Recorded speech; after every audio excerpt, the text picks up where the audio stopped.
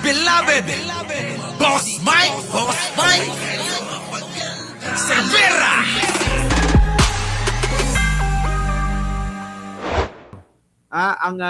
Si Duterte, anong ginagawa niya mga kababayan? Murahin ng Diyos, murahin ng kahit sino, murahin ng mga Santo Papa, at hamakin ng mga Katoliko. Bakit daw tayo naniniwala sa mga rebo-rebolto kung ano-ano pa? Ano bang pakialam mo? Demonyo. Demonyo ka talaga. Hindi ganun ho yung demonyo eh, yung nanghahamak, naninira ng paniniwala ng iba. 'Di ba? Ganun ho yung demonyo. Yung pusi degunyo. Sa kabila niyan bakit? Tingnan nyo mga kababayan ko. Si Digong, Ni dating Pangulong Rodrigo Kita nyo? Simple daw na sinalubong ni Digong mag-isa ang bagong taon. Duterte ang 2026 sa kulungan sa International Criminal Court sa The Hague, Netherlands. Ano? Pakiulit. Simpleng sinalubong ni dating Pangulong Rodrigo Duterte ang 2026 sa kulungan sa International Criminal Court sa The Hague, Netherlands. Kita nyo? Binahagyan ng anak niyang si Katie Duterte. Ito naman yung ni-renovate yung mukha. Idol niya si Michael Jackson, mga kababayan ko.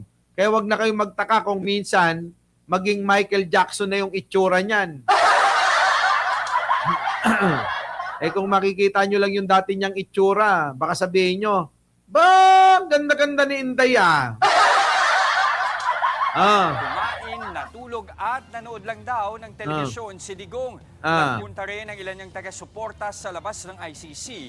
Kahit holiday, naharap sa kasong crimes against humanity ang dating Pangulo kaugnay ng madugo niyang war on drugs. Paulit-ulit na lang naharap si Digong sa kasong paulit-ulit yun. Crimes against humanity, paulit-ulit.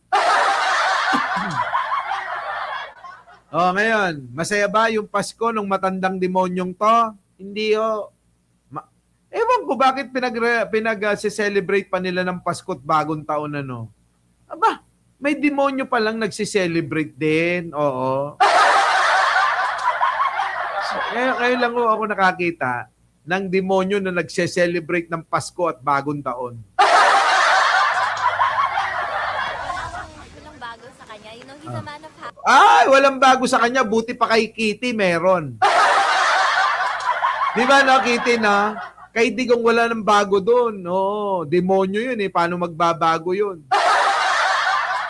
Pero kay Kitty, mga kababayan ko, may bago lagi. Kung hindi bagong renovate ang mukha, bago ang jowa. Tao pa ko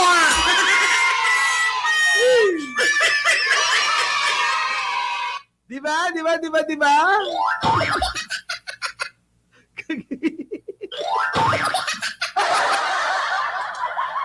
Ewan ko.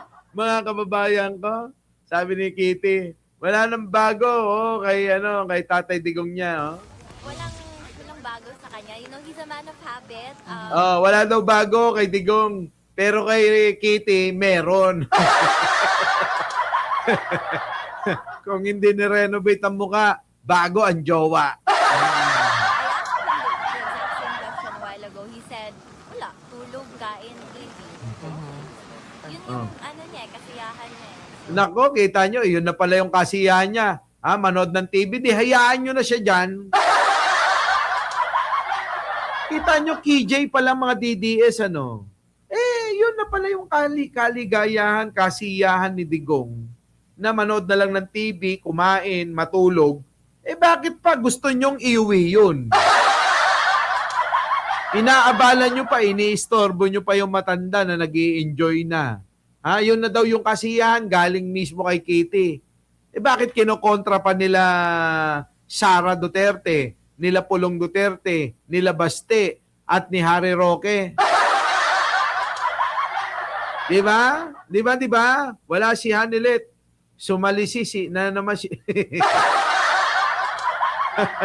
Ay, grabe. Iba kayo, iba. Oo. Pero mga kababayan ko, tingnan nyo naman. Siya hulusulo, si Pangulo. Grabe, sulu for BBM. Grabe, ang sulu po ay para kay Pangulong Bongbong Marcos. Tindi, no?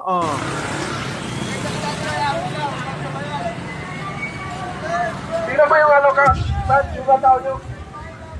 Baka may maiwan. Huwag pang malapit masyado. Malayo. Malayo atras. Abante kayo. Panis! Akala ko ba ang Mindanao solid sa mga Duterte? Bakit itong taga-Sulu ay may mga malalaking placard na nakalagay ay Sulu for PBBM. Paano to? Diba?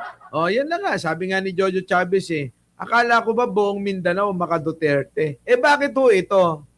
Ang mga taga-Sulu ay nagmarcha at may daladalang mga placard, tarpaulin na nagsasabi at nagpapahiwatig na ang Sulu ay para kay Pangulong Bongbong Marcos. Atras muna pa. Atras. Huwag magsalita. Huwag malapit masyado. Abante na kayo. Abante. Grabe, Pila-pila.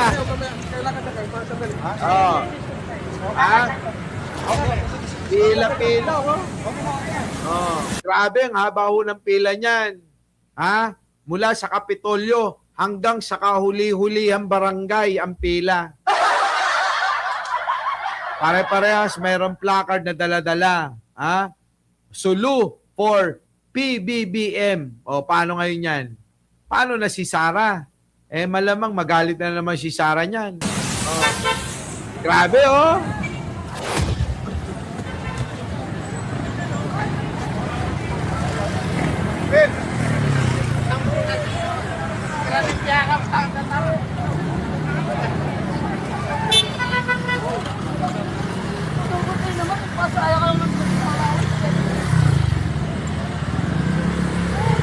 Ayan,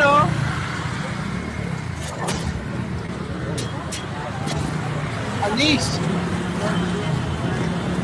Paano? Paano na?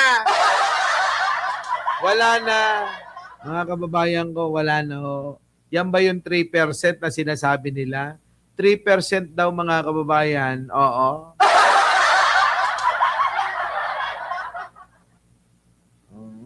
Ewan ko, yung yung may nag-text, yung yung RJ, ano raw yun?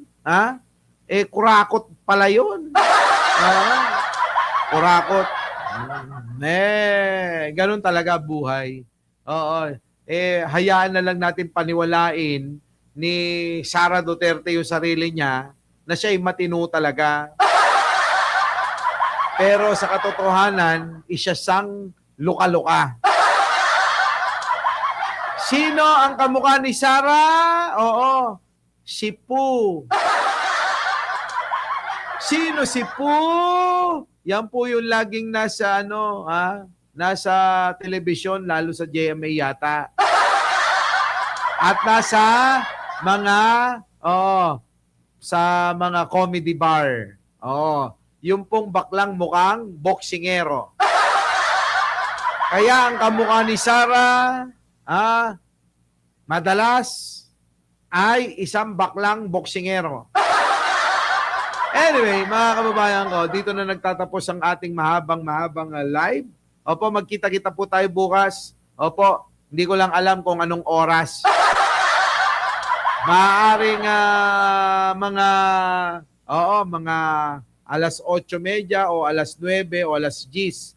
Depende sa gising ko. Ay, nako. Anyway, maraming salamat po. Our beloved Boss Mike Cervera.